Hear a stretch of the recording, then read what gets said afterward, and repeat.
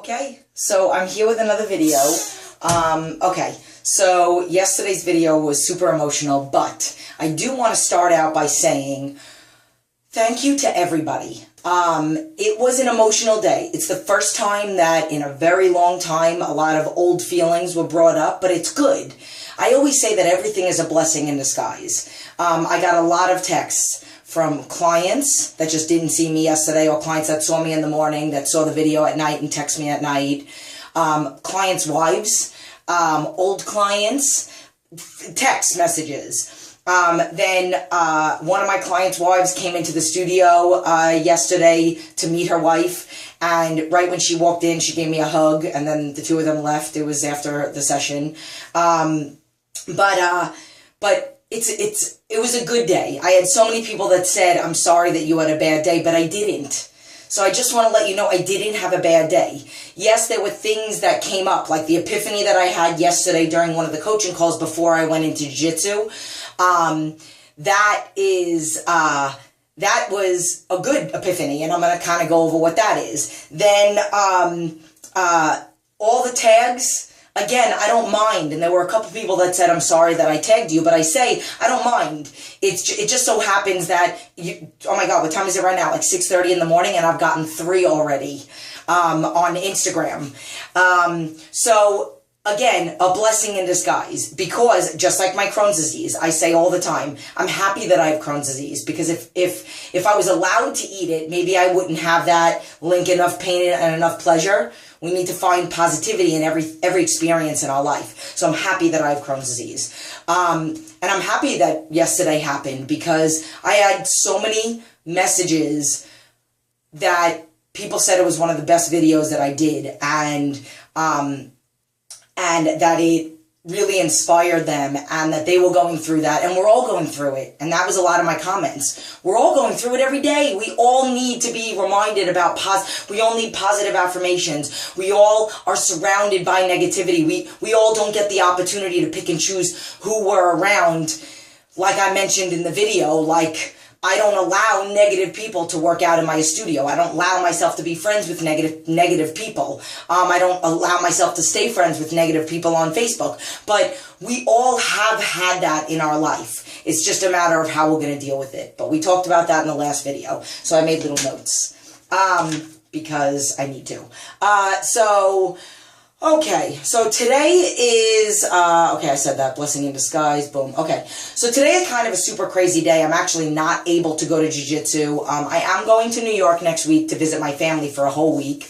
Some of my coaching clients that might be watching this don't know about it, because it's not going to affect you at all. The only people that really know about it are clients, and I'm physically paying one of my other trainers. I planned all the workouts. I already planned them out, wrote them out, specifically geared towards each and every person, wrote out the weights and everything, and I have a call with that trainer to go over, you know, oh, make sure you focus on this person because she has this thing, and this person because of that, and then to kind of describe all the workouts to her. But I'm paying that trainer to train my clients with my workouts. It's just that person is yelling at them. But the coaching clients and even current clients, they're still going to be sending me food logs. I'm still going to get up at 3:45 in the morning in New York. Granted, it'll be different time over here, but they still have to send food logs, which is why a coaching client that might be seeing this for the first time is like, what is she talking about? She's going away. I didn't know she was going away.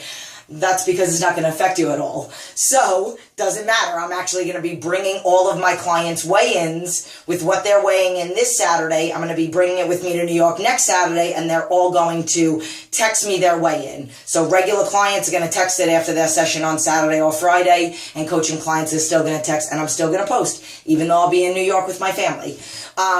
But today, I can't even go to jiu-jitsu because I just so happen that the few clients that do know about it really wanted to get the opportunity to talk to me before I went. They used the word they didn't want to bother me while I'm on vacation, but it's never a bother. And if a coaching client needed me and had an emergency, I would do a coaching call with them while I'm in New York. But I did have a couple people that wanted to talk to me, so I have a new client that I have a 2-hour coaching call with at 1:30, and then I have I think it's now a total of 3 follow-up coaching calls, and they're a half an hour each, but I usually tend to save out at least an hour, 45 minutes, because I don't want to rush them off the phone and be like, okay, your coaching call's done. Oh, you still need to talk to me about your problem? Sorry, gotta go. Boom.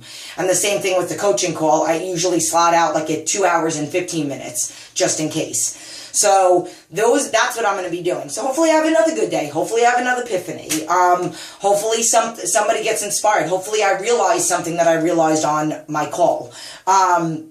So that's my crazy, crazy, crazy day that I have today. And I'm going to squeeze in a workout in between all that because I have like exactly 65 minutes. So if I do it on the way to the gym, go in, work out, and then get on another call right after I get out of the gym, that's around the block from my house, so I don't have to worry about too much.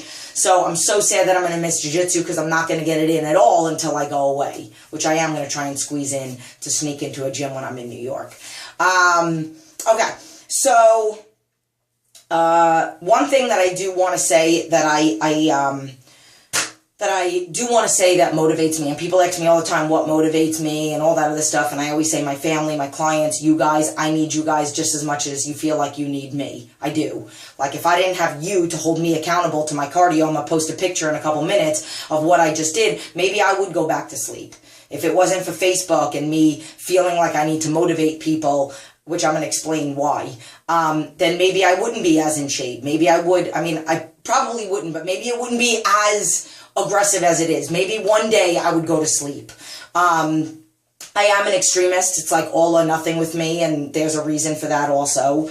But a lot of it does have to do with not wanting to prove people wrong because I'm, you want to know what? You know, growing up, I feel like I'm the type of person, and there are a lot of people out there that, like, you tell them that they can't do it and they want to do it even more.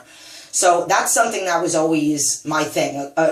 It was in some way, shape, or form, which is why my father and I didn't get along as well as I'm not going to say could have, because it really doesn't matter. But like, we butt heads, because my father would say, I don't want you to do that, and it would make me want to do it. Granted, he did totally toy with my mind, and there were a lot of things, and I'm going to go over that in a minute too.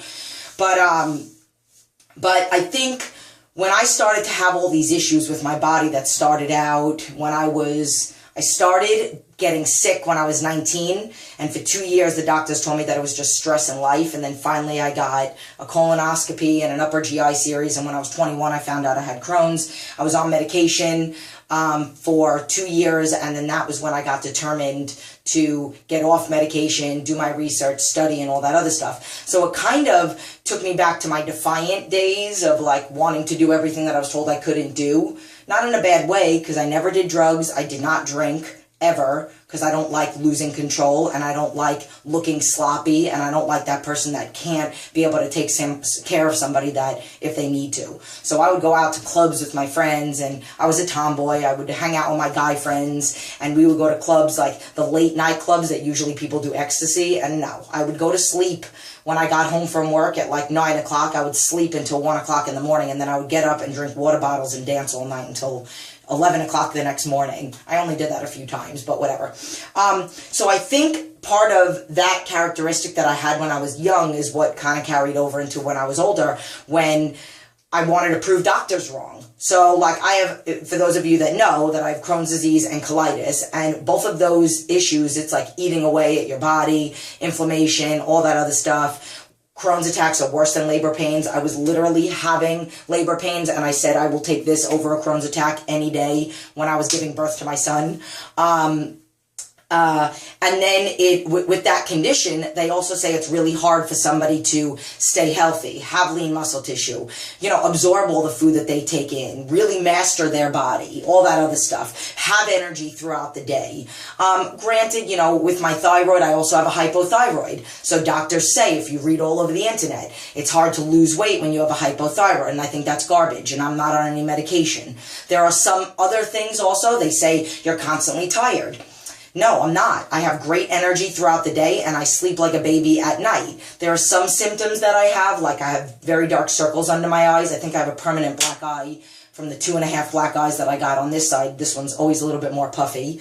But then I have fasciitis in my feet, so I shouldn't be able to run. I have bad knees. I was supposed to get a double knee replacement I don't even remember how many years ago, and I said, no, I'm going to go to physical therapy. I'm going to read up on this and on that. And then I did yoga also back in the day when I was going through all that, including working out and leg extensions because they said my kneecaps were not aligned and all that other stuff. And I would do stupid heavy leg extensions. So like with me, it was all about wanting to prove them wrong.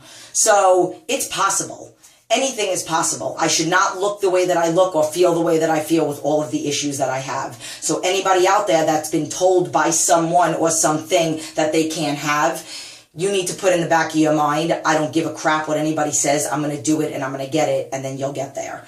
One of the epiphanies that I had yesterday. So I'm driving and I start talking about like life and what motivates me. And I kind of talk about, you know, that a little bit about the whole, you know, wanting to prove everybody wrong. And I get off the phone and sometimes I have these images, and I'm sure we all have them. And, you know, I parked the car or whatever. And then I started thinking, you know, like, I hope I don't get into an accident, or God forbid if I get into an accident, or I just started thinking about an accident. I don't know why. I don't know if I heard about one. I don't remember what it was.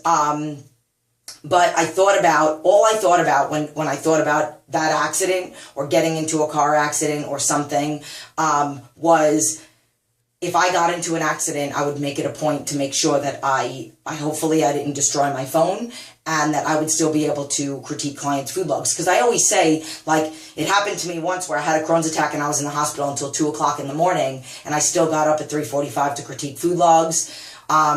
And I still did cardio, but I did it a little bit later on that day, but I did it. And I did it with the wristwatch on and whatever. So here's the thing, and this is what I realized. I think my biggest thing and my biggest motivator is that I don't want to disappoint anybody. And this might make me cry.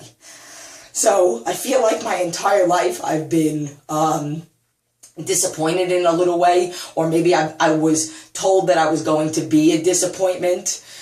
Or embarrassed, like I mentioned in my videos about my father and my ex, saying that they'd be embarrassed to admit that their daughter and girlfriend was a personal trainer. But like, I think with me, like even with my father and the toying with me sometimes, and I was really good in math, and I'll never forget the day that I got a 96 on my math test, and my father said, where were the other 4 points? So like, that's clearly where I became a perfectionist. But I think that with my thing, it's that I don't want to ever, like part of the reason why I'm also an hour early to everything. I am at the studio 30 minutes before session. At night, if I have to be there at 7 o'clock, I'm there at 6. And you can ask anybody that's in the studio. And I'm doing things, but I just like to be there every time I go to a party. And I love you, Mom. I love you. I love you more than anything. But the reason why I am like that is because my mom is always late. And, I hate being late. I hate it. I hated the way that I felt waiting. So I don't ever want to give somebody that feeling of waiting for me. Again, Mom, I love you. But with me, it's because I've been disappointed. My biggest thing is I don't ever want to disappoint anyone. So when I say I'm a woman of my word, and I got that from the 4 agreements, and I say I'm going to critique your food logs every single day, I'm going to critique your log every single day.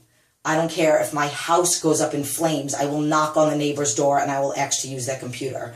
Like, no matter what, I will never, ever, ever give anybody the opportunity to think that I did anything to make them not feel good. That I didn't do something that I said that I would do. That is what motivates me, and that is my epiphany, and it all comes from my disappointment. So every day we learn something new about ourselves, and I just learned that about myself. And you want to know what? It's not that it's really going to do anything to me. It's just, I just learned another fire of mine. I just learned another characteristic of myself. You know, maybe me telling somebody this might inspire them that that's their fire.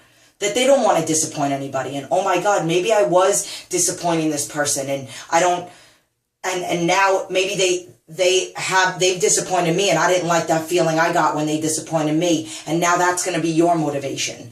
So that's the reason why I do these videos, to and tell you all about me. Like, I am completely transparent.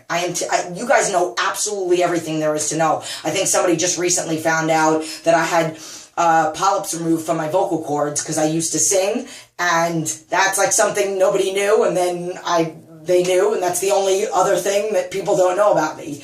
But you know everything. I tell you guys everything because there's something, one little thing in my life that somebody is dealing with, or more than one person. And if there's one person that gets motivated by this video, then I did my job. Then I'm happy. You know, I like when trainers friend me on Facebook, and I like when trainers ask me for advice, because you want to know what? I can't touch everybody. I can't reach everybody. So if I can help somebody else do something, and there are trainers out there that have reached out to me and, you know, even complimented me on my consistency and all that other stuff, and you know, they have made comments like I strive to be a better trainer, and I grow, and I always am looking to be better, and, you know, I look even for education and go to CECs and all that other stuff. So I like that because I want more people to be able to be touched by my influence. So maybe somebody, you're a trainer and you watch this video and then you go tell this to one of your clients that isn't my friend on YouTube. I actually just had somebody friend me and send me a message because they are best friends with somebody that's been following me on Facebook. So I hope this yet again